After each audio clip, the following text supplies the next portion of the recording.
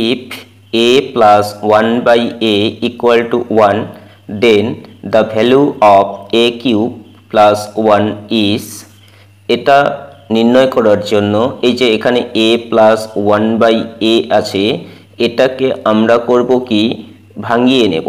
তাহলে এটা আসবে হচ্ছে a square minus a plus 1 equal to 0। এই মানটাকে আমরা কাজে লাগাবো।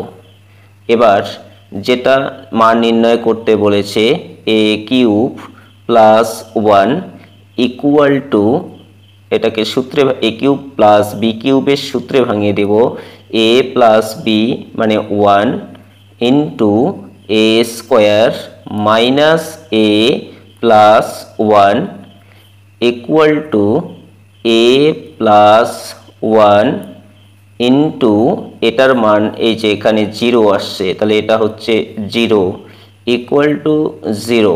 অতএব সঠিক উত্তর হবে অপশন এ 0।